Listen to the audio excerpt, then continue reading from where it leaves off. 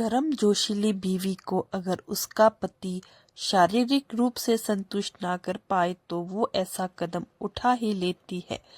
8 साल पहले की बात है। मेरी गर्लफ्रेंड नैना ने मुझे छोड़ दिया था।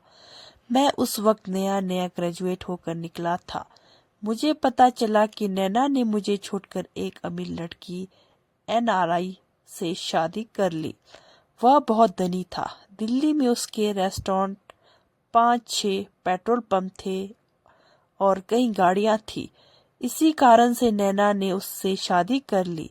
यह जानकर मैं बुरी तरह से टूट गया था।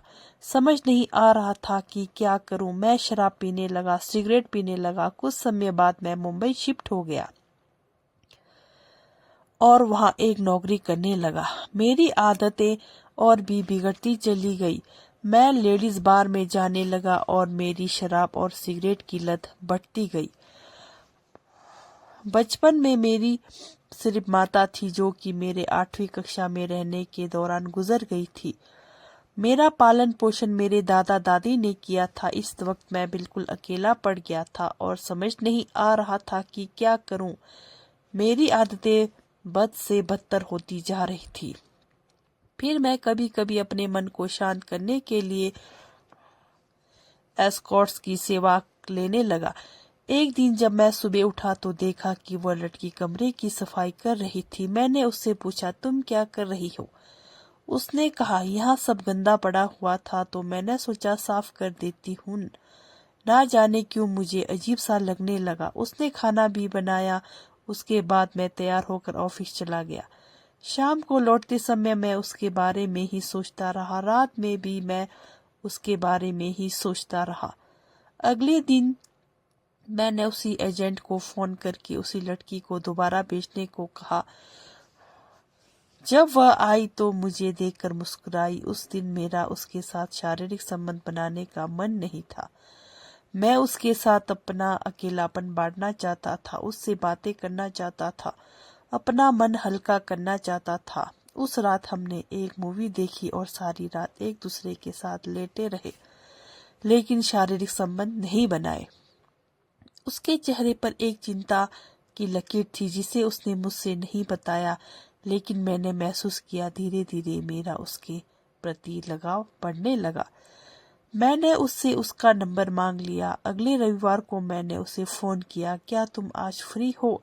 अगर फ्री हो तो हम मूवी देखने चले। मैं उसके साथ मूवी देखने गया। इस तरह हम लोग हर रविवार मिलने लगे।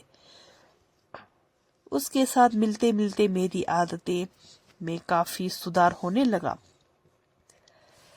मेरी शराब और सिगरेट की लत लगभग 60-70% कम हो गई। मेरा बिखरा हुआ कमरा अब साफ सुथरा और रहने लायक दिखने लगा। एक दिन हम मरीन ड्राइव पर बैठे थे। उसने मेरे कंधे पर सिर रखा हुआ था और अचानक से रोने लगी। मुझसे कहने लगी, मैं ऐसी जिंदगी नहीं जीना चाहती। मैं उस जगह वापस नहीं जाना चाहती।